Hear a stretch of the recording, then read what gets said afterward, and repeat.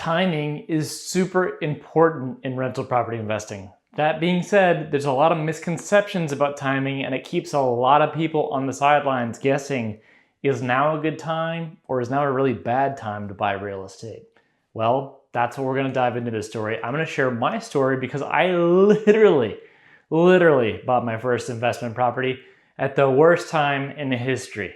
So I'll tell you what I learned along the way and what I've seen other investors make when it comes to mistakes about timing the market. My name is Aaron White. I'm a realtor and an investor in the Houston area. We help people find rental properties to purchase, making it super easy to find cash flow. So as I mentioned in the beginning of this video, I bought my first rental property in April of 2008. In May, it was announced that there's a housing crisis and they started to issue $10,000 for people who are buying a house. I missed out on that wagon and I had purchase price of $113. A year and a half later, a house sold down the street for $35,000. Now granted, I was in a very small market that was very heavily impacted from jobs, and that area lost a ton of money. It wasn't until 2016 where the market had finally turned and it had finally gotten to a point where that house was break even to what I purchased it for. Now, I didn't sell it in 2016, I held on to it because what I did see is that rent was steadily increasing, giving me more and more and more cash flow. I ended up selling that home in 2021. I had gone from a simple $100 a month in cash flow to $1,000 a month in cash flow, but yet I sold the property in a 1031 exchange and bought an apartment complex that would ultimately give me $2,000 a month in cash flow. Fantastic deal. And I had well over $150K in equity that I had pulled out of that single family home and into a small apartment complex.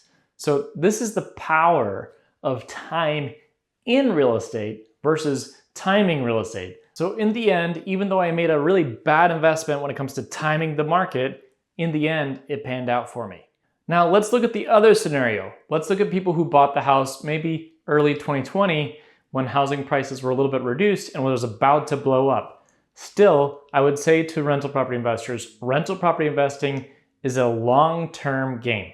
If you bought a house in 2020, you might have been able to sell it in 2021 or 2022 and maybe break even, but that's an extremely rare circumstance. We saw a very large spike in real estate that is just not normal.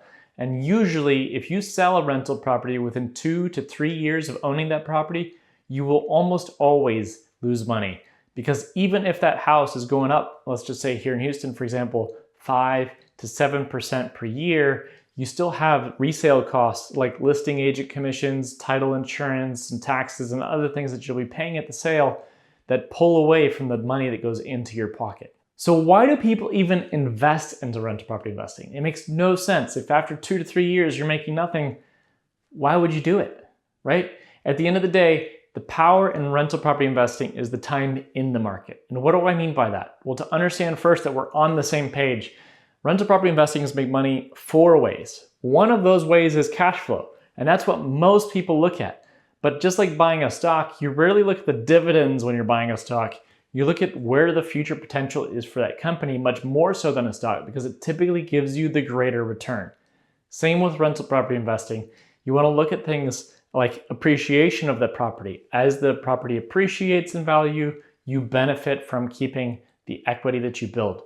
As the rent is paid, that rent is used to pay your mortgage. And as mortgage gets paid down, of course, more money in your pocket that comes to you when you sell it. And last of all, the benefits of taxes. You can write off a lot of taxes, and if you get enough real estate, you and your spouse could be potentially real estate professionals, allowing you to take money off of a W-2 income that maybe one of you has. The power of time in rental property investing is that 3 out of the 4 give you a compound return. What do I mean by that? As a house appreciates the first year 5%, that's great. So you go from 100,000 to 105, but the next year the whole 105 appreciates and it goes up. At the same time, your mortgage did not increase. In fact, it decreased, and it decreased by a growing number every single year, and more goes down towards principal as that mortgage is amortized. And cash flow, of course, also has historically gone up on average of 2 to 3%, maybe not as fast as the appreciation.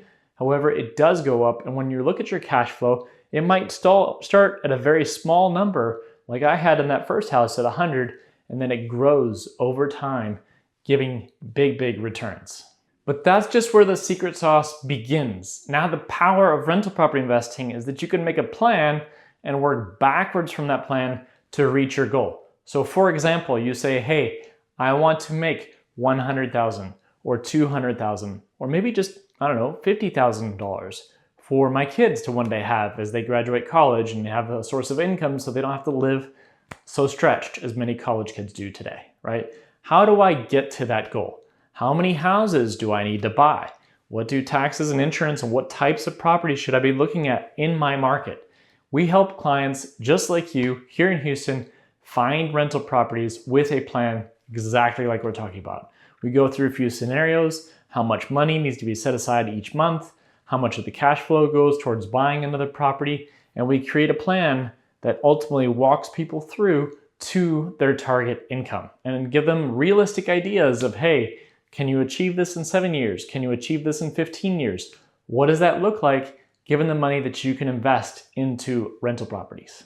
The longer you're in the game is when you start to learn really cool tricks. Like for example, if I sell a house that is worth $200,000 because I have 40 to 50% equity in that house now, I can buy 2 houses of the same value in today's market. So 2 houses for $200,000 each.